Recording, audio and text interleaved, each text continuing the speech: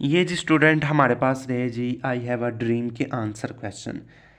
आज हम का क्वेश्चन नंबर 3 इसका सॉल्व करेंगे। Answer the following question. ठीक है जी। पहला क्वेश्चन है कि what was the cause of negroes discontentment. ठीक है जी। वो कहता है कि जो हमारे पास हबशियों की बेइत्मीनानी की क्या वजह थी। ठीक है जी। हमारे पास जो बेहबशी थे उनकी जो बेइत्मीनानी थी यानी डिसकॉन्टिमेंट जो उनकी बेइत्मीनानी थी उसकी वजह क्या थी। तो इसका आंसर आप ये भी लिख सकते हैं, जो मैं बोल रहा हूँ वो भी आप याद कर सकते हैं और अलहदा से मैं बताऊंगा वो भी आप याद कर सकते हैं। जो हमारे ओके। पास हबशी समझते थे कि टू बी इनफेयर, उन्हें अदना समझते थे टू दी वाइट मैन, सफ़ेद आदमियों से। ठीक है जी। दे वेयर मेड सेल्विज। ठीक है जी। अदना समझा जाता था, इन्हें ग़ुलाम बना लिया जाता था। दे वेयर मेड सेल्विज, इन्हें ग़ुलाम बना लिया जाता था। और उसके बाद they do not have equal right, वो इन्हें हमारे पास मुकम्मल हमारे पास इन्हें हकूक़ हासिल नहीं थे इनके पास। ठीक है जी। वो कहता है कि हबशियों की बेतमनानी की क्या वजह थी। आप इसका आंसर लिख सकते हैं दी नेग्रियस। ठीक है जी। दी नेग्रियस वेयर कंसीडर, वो समझते थे कि to be inferiors to be white man, क्या नाम है हमारे पास फेद फार्म मुकाबले अदना समझते थे। उसके बाद ही हमें ग़ुलाम बनाना चाहते थे। दे वेयर मेड सेल्विज, ये ग़ुलाम बनाना चाहते थे। और यहाँ जी हमारे पास इक्वल राइट नहीं थे, they do not equal right, इनके पास मुसावी हकूक़ नहीं थे। ठीक है जी। पहले क्वेश्चन का ये हमारे पास जवाब हो गया। दूसरा क्वेश्चन देखें कि what are the quality of the victim of city suffering. वो कहता है कि नत नई अजीतों को झेलने वाले आजमूदा कार सिपाहियों में क्या खूबियाँ थी। ठीक है जी। जो हमारे पास सख्तियों को झेलते थे उन सिपाहियों के पास कौन सी खूबियाँ थी। तो आप लिख सकते हैं they were are brave man. ठीक है जी। वो एक बहादुर आदमी थे। There are brave man. ठीक है जी। देयर आर ब्रेव मैन लिख सकते हैं, ब्रेव मैन। ठीक है जी। इनके आंसर मैं आपको नीचे शो करवाता जाऊंगा। ठीक है जी। आगे बात समझ में। देयर आर ब्रेव मैन, वो बहुत बहादुर आदमी थे। वो अपने हकूक़ के लिए जद्दोजहद करते और जालिम के सामने सर नहीं झुकाते।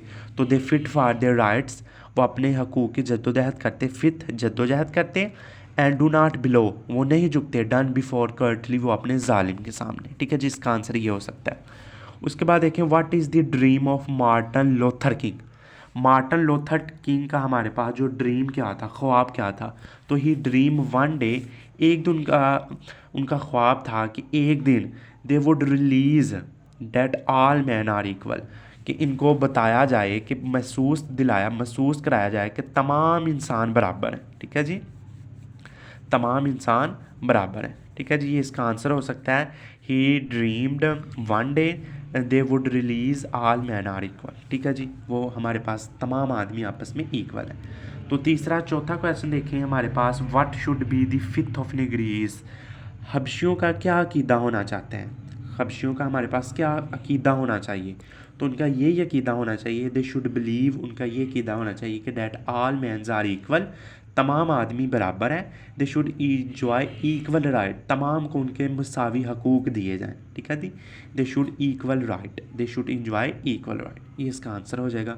उसके बाद क्वेश्चन नंबर 5 का आंसर देखें कि what was the necessity of pleading the case of the negroes freedom. हबशियों की आज़ादी के लिए वकालत की ज़रूरत क्यों पेश आई। तो हमारे पास they could not enjoy equal right, वो हमारे पास दूसरों को हमारे पास मसावी हकूक़ नहीं दे सकते थे। तो इट वजह से हमारे पास so it was necessary of them the plead their cause of freedom, इस वजह से आज़ादी की वकालत करना ज़रूरी हो। ठीक है जी। ये क्वेश्चन नंबर 5 था। क्वेश्चन नंबर 6 देखें what should be curtain of judgement for a person. ठीक है जी। जजमेंट फॉर अ पर्सन, तो इसका मायने होगा कि इंसान को जानने का क्या म्यार होना चाहिए। ठीक है जी। जानने का क्या म्यार होना चाहिए। तो अ मैन शुड बी जज्ड, एक मैन को उनकी खूबियों को बना पर जाना चाहिए। ठीक है जी।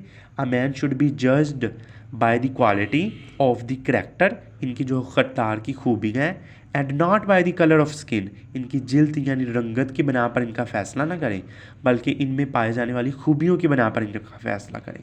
तो इसका जवाब हो जाएगा कि a man should be judged by the qualities of his character and not be the colour of his skin. ठीक है जी।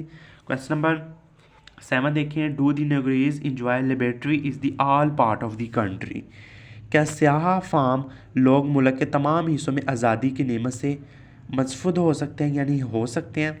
ठीक है, तो इसका आप लिखेंगे कि अब नहीं, ज़माना माजी में हबशियों को मुल्क के तमाम हिस्सों में आज़ादी हासिल ना थी। तो in the past negroes did not enjoy the liberty all the part of country. ठीक है जी, तो लेकिन अब इन्हें मुसावी ना हकूक़ हासिल है, but no they enjoy equal right. अब इनके पास इक्वल राइट है। ठीक है जी। क्वेश्चन नंबर 8 देखें, from which part of the country did the negroes gather there. मुल्क के कौन कौन से हिस्सों से हबशी इकट्ठे किए जाते हैं। तो then they came all the part of the country, जैसे Mississippi, Alabama, South Carolina, Georgia, Louisiana and the north cities. इन तमाम चीज़ों तमाम मुल्कों से हमारे पास हबशी इकट्ठे किए जाते हैं। ठीक है जी। उसके बाद लिखें जी, write down the song in your own words. आज़ादी के गीत को अपने अल्फाज में बयान करें। ठीक है जी, तो ये बयान कर सकते हैं कि मेरा मुल्क आज़ादी की हसीन सरजमीन है। My country is a sweet land of liberty. I sing its beautiful song. मैं इनके लिए बहुत खूबसूरत गाना गाना चाहता हूँ। It is the land of my father. ये हमारे जी आबा अजदाद की सरजमीन है। ठीक है जी। और every part of my country should be free. मेरे मुल्क का हर हिस्सा आज़ाद होना चाहिए। तो इस हमारे पास आज़ादी के गीत के लिए हम ये अल्फाज बयान कर सकते हैं। ठीक है जी। आखिर वाला क्वेश्चन देखें, what is the effect of the repetition of word. अल्फाज के तकरार से क्या असर मरतब होते हैं, यानी लफाज का जो बार बार आना है इससे लिए आप क्या जी हमारे पास मुरतब आप पर होता है। तो ये वाला क्वेश्चन आप ना भी करें तो गुजारा हो जाता है। ठीक है जी, ये वाला क्वेश्चन आप ना भी करें तो हमारे पास इसका गुजारा हो जाता है। तो ये वाला एंड वाला जी क्वेश्चन नंबर 10 आप छोड़ दें।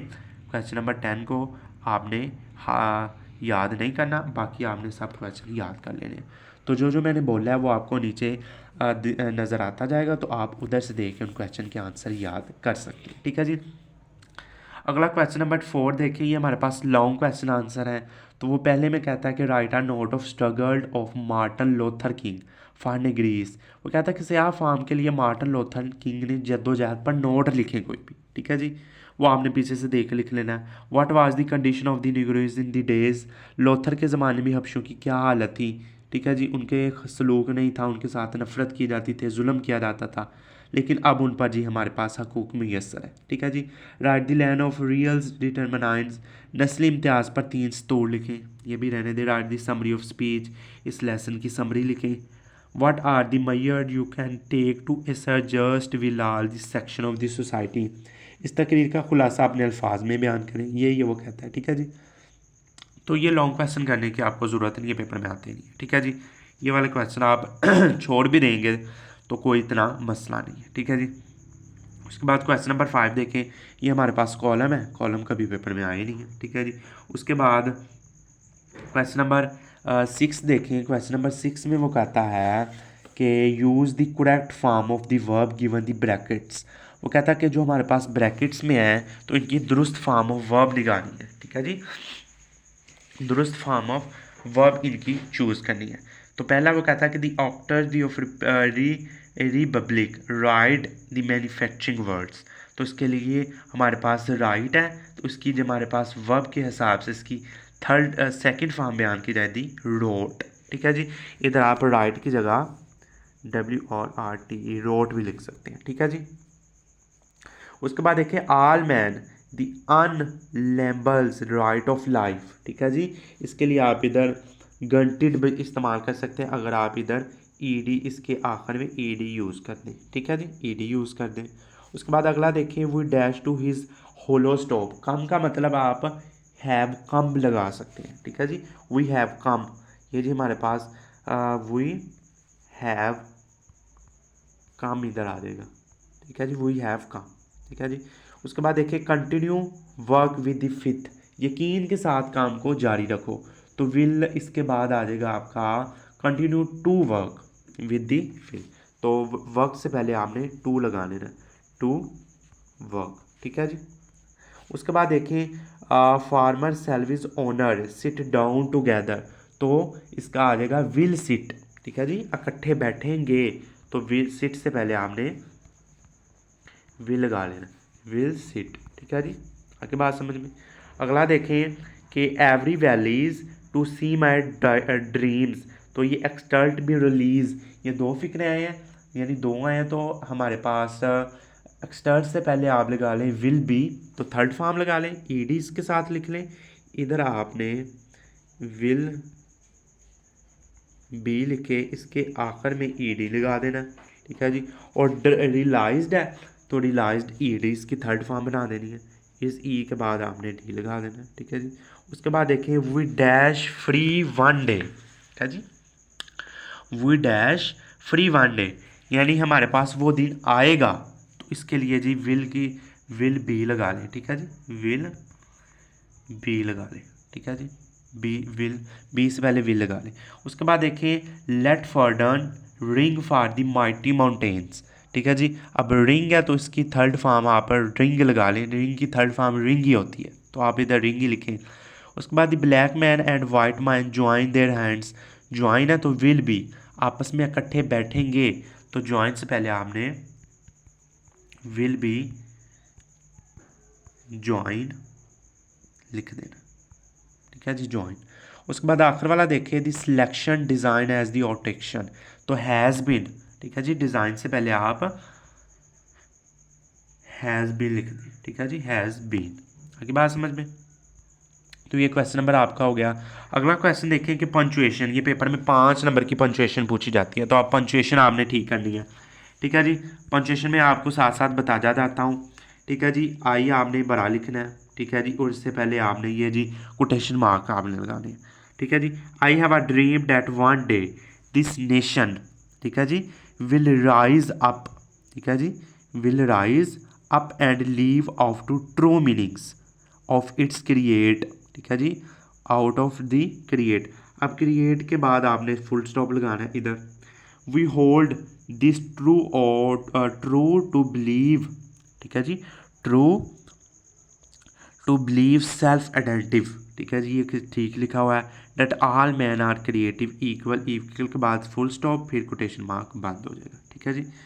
इसमें सिंपली आपने इसका आई बड़ा करना है, शुरू में कोटेशन मार्क, इधर कोमा लगाना है, आखिर में तो आखिर में कोटेशन मार्क बंद कर देना है, ठीक है जी।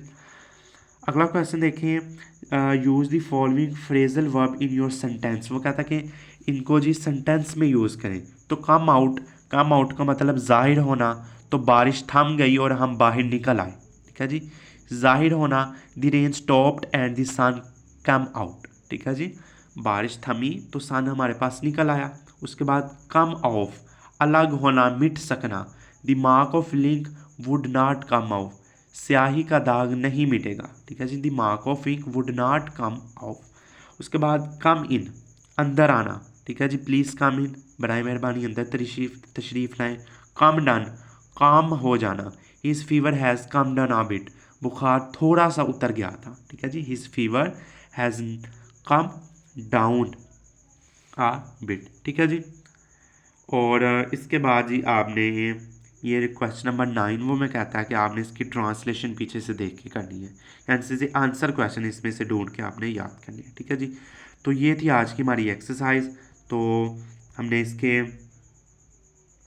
MCQ सॉल्व कर लिए हुए थे, अब इनके क्वेश्चन हमने पढ़े हैं। तो क्वेश्चन के नीचे एंड पर आपको जी मैं थोड़ा सा नीचे हर क्वेश्चन का आंसर नीचे मैं बता दिया करूँगा, आप वो याद कर लिया करें।